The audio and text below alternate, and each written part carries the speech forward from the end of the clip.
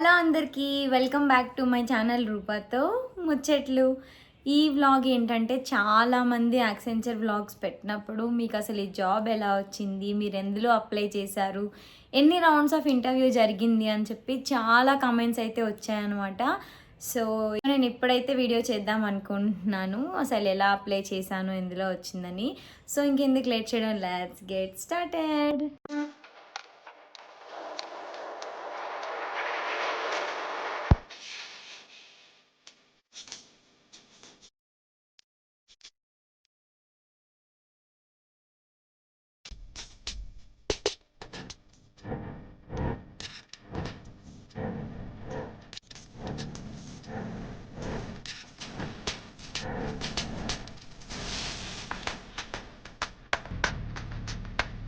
నాదొచ్చేసి testing domain అనమాట. Manual with automation testing experience అయితే నాకుంది.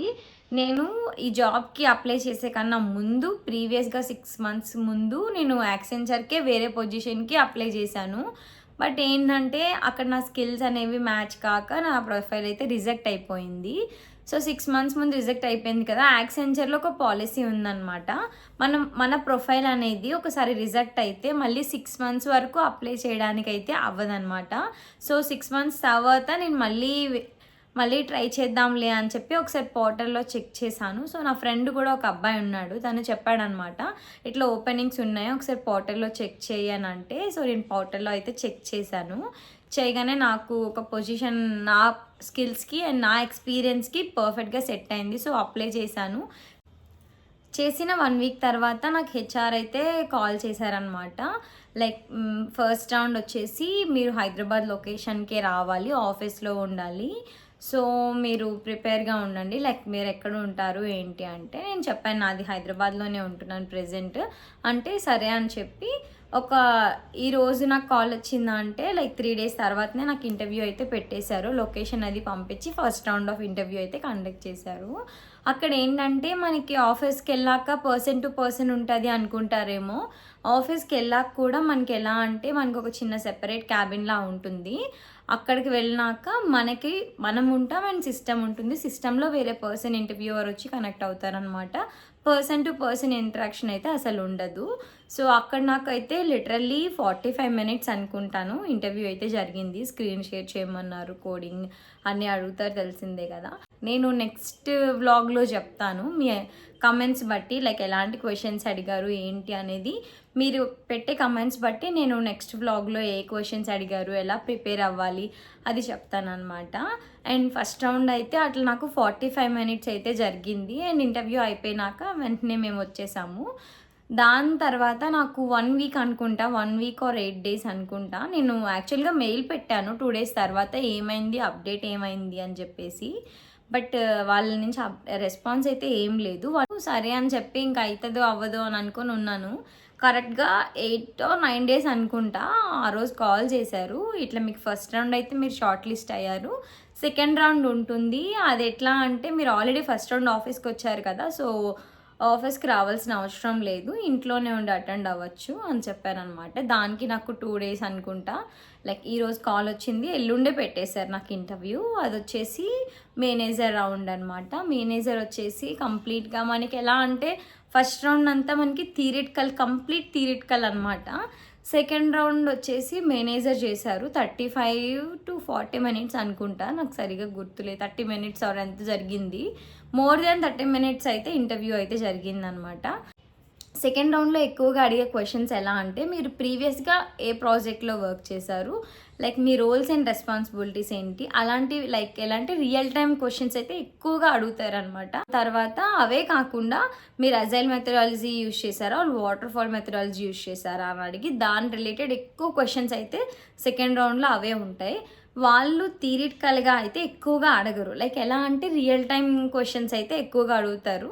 నన్ను అడిగిన ఎక్స్పీరియన్స్లో అయితే లైక్ మనకి ఎన్ని టైప్స్ ఆఫ్ మీటింగ్స్ ఉంటాయి, నువ్వు క్లయింట్తో ఎప్పుడెప్పుడు కనెక్ట్ అవుతావు, అండ్ అలాగే అసలు నీ రోల్స్ ఏంటి, నీ రెస్పాన్సిబిలిటీస్ ఏంటి, ఒక టెస్టర్కి యాజ్ ఎ టెస్టర్గా ఉండాల్సిన క్వాలిటీస్ ఏంటి, అట్లాంటి క్వశ్చన్స్ అన్నీ కూడా వాళ్ళు అడుగుతారనమాట.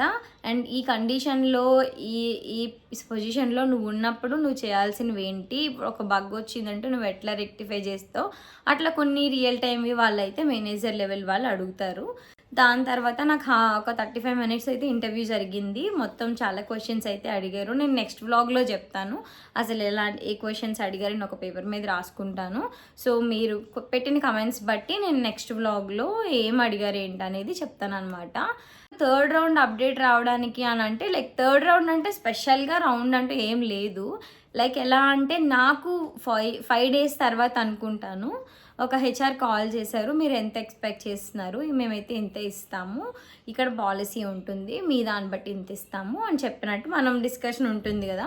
అండ్ మీకు ఇంకొక సజెషన్ ఏంటంటే మీరు లైక్ హెచ్ఆర్ డిస్కషన్ అయినప్పుడు మీరు జాయినింగ్ బోనస్ అడగండి. జాయినింగ్ బోనస్ అడగకపోతే ఏంటంటే చాలా వరకు ఇవ్వరనమాట. సో నేను నాతో పాటు ఆన్బోర్డింగ్ అయిన 3-4 మెంబర్స్కి మేము డిస్కస్ చేసుకున్న తర్వాత వాళ్ళకి జాయినింగ్ బోనస్ ఇవ్వలేదన్నమాట. బట్ నేను ఆల్రెడీ అడిగాను జాయినింగ్ బోనస్, నాకు వాళ్ళు ఇచ్చారనమాట. అది ఎంత అన్నది మనం అడిగిన దాన్ని బట్టి అండ్ మన సాలరీ బట్టి ఉంటుంది. ఓ లక్షలు ఇచ్చేయాలి, ఓ 1000 ఇచ్చేయాలని కాదనమాట. రూపాయి వచ్చినా వచ్చినట్టే కదా. సో మన సాలరీ బట్టి వాళ్ళు ఇంత పర్సంటేజ్ అని చెప్పి జాయినింగ్ బోనస్ అయితే యాడ్ చేస్తారనమాట. దాని తర్వాత అక్కడే ఆమె చెప్పేస్తుంది లైక్ ఇప్పుడు మనకి ఈరోజు హెచ్ఆర్ కాల్ వచ్చిందంటే నెక్స్ట్ మంత్ 1కి ఆర్ 3rdకి అట్లా మనకి జాయినింగ్ అయితే ఇస్తారనమాట.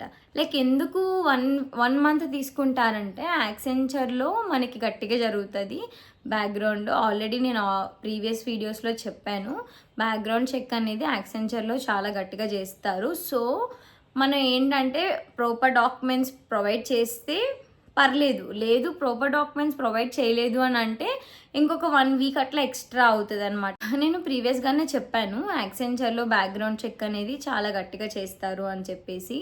సో ఏంటంటే మనం ప్రాపర్ డాక్యుమెంట్స్ అనేవి కరెక్ట్గానే ఫస్ట్లోనే ప్రొవైడ్ చేయాలి. ఇప్పుడు పాన్ కార్డ్ మిస్ మ్యాచ్ అయినా ఆర్ సైన్ మిస్ మ్యాచ్ అయినా ఏదైనా, నేను ఆల్రెడీ ప్రీవియస్ వీడియోలో చెప్పాను, నాది ప్రొవిజనల్ బదులు నేను అన్ని సర్టిఫికేట్స్ లైక్ ఆల్ సెమిస్టర్వి అప్లోడ్ చేశాను ఇంజనీరింగ్వి. సో నాకు అక్కడ దానివల్ల నాకు 1 వీక్ వెనక్కి వెళ్ళిపోయింది అనమాట ఆన్ బోర్డింగ్. సో అలాంటి మిస్టేక్స్ అవన్నీ మనం చేయకుండా అక్కడ ఏమి ఇచ్చారనేది ప్రాపర్గా మనం చూసుకొని అప్లోడ్ చేసుకోవాలి.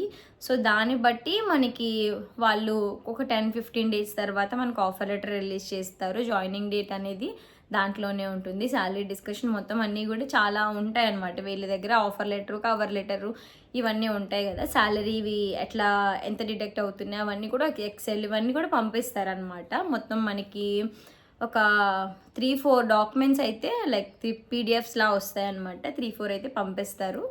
అండ్ నాకైతే ఇట్లా జరిగిందనమాట. 3 రౌండ్స్ జరిగినాయి. మీరు ఎక్స్పీరియన్స్ వాళ్ళకైతే కంపల్సరీగా అయితే అన్ని ఇంటర్వ్యూస్ జరుగుతాయి. బట్ ఫ్రెషర్స్కి ఎలా అంటే ఫస్ట్ మనకి వాళ్ళకి టెస్ట్ పెడతారు కదా, టెస్ట్లో పాస్ అయిన తర్వాత టెక్నికల్ ఇంటర్వ్యూ ఉంటుంది. డైరెక్ట్గా హెచ్ఆర్ డిస్కషన్ కొంతమందికి ఉండొచ్చు, కొంతమందికి ఉండకపోవచ్చు, అది మనం చెప్పలేము. బట్ ఎక్స్పీరియన్స్ వాళ్ళకి నేనైతే చెప్తున్నాను. నాకైతే లైక్ ఒక రౌండ్ అయితే నన్ను ఆఫీస్లో తీసుకున్నారు. నన్నే కాదు, నాతో పాటు చాలామంది ఆన్బోర్డింగ్ అయ్యారనమాట. వాళ్ళందరికీ కూడా ఒక రౌండ్ అయితే ఆఫీస్లో జరిగింది అండ్ ఒక రౌండ్ వచ్చేసి ఇట్లా ఇంట్లోనే తీసుకున్నారనమాట. సో నాకు అలా జరిగింది. అండ్ ఇదే నేను చెప్పాలనుకుంటున్నా ఎన్ని రౌండ్స్ జరిగినాయని. నెక్స్ట్ ఎలాంటి క్వశ్చన్స్ అడిగారు, ఏ టైప్ ఆఫ్ క్వశ్చన్స్ అడిగారు, మీరు కూడా టెస్టింగ్ డొమైన్లో ఉంటే నాకు కమెంట్లో చెప్పండి. సో నేను ఎంత ఇవ్వగలనో గైడెన్స్ అయితే అంత మీకు ఇస్తానన్నమాట. అండ్ ఎలాంటి క్వశ్చన్స్ అడుగుతున్నారు, మాన్యువల్ టెస్టింగ్ అయితే ఎలా ఉంటుంది, ఆటోమేషన్ టెస్టింగ్ అయితే ఎలా ఉంటుందని. అండ్ వన్ మోర్ థింగ్ ఏంటంటే, మీరు ఒకవేళ టెస్టింగ్ డొమైన్లో ఉంటే ఫ్రీ టైంలో డేటాబేస్ అయితే నేర్చుకోండి. యాక్సెంచర్లో మనకి ఏ ప్రాజెక్ట్లో ఉన్నా మనకి బేసిక్ క్వరీస్ అయితే రావాలి, SQL క్వరీస్. సో వాళ్ళు ప్రతి ఒక్కరూ ఏదైనా మనం ప్రాజెక్ట్లోకి వెళ్ళకముందు మనకి ఇంటర్నల్ ఇంటర్వ్యూస్ అయితే జరుగుతాయి యాక్సెంచర్లో. సో అప్పుడు వాళ్ళు అడిగే క్వశ్చన్, మీకు డేటాబేస్ వచ్చా, SQL వచ్చా, మీకు ఏమైనా నాలెడ్జ్ ఉందా, మీరు ఏమైనా లెర్నింగ్ చేస్తున్నారా, అలాంటి క్వశ్చన్స్ అయితే అడుగుతారనమాట. సో మనం ఏంటంటే, మీరు ఆల్రెడీ ఒకవేళ యాక్సెంచర్లో జాబ్ వచ్చి ఇంకా ఆన్ బోర్డింగ్కి ఎలాగో 1 మంత్ గ్యాప్ ఉంటుంది కదా.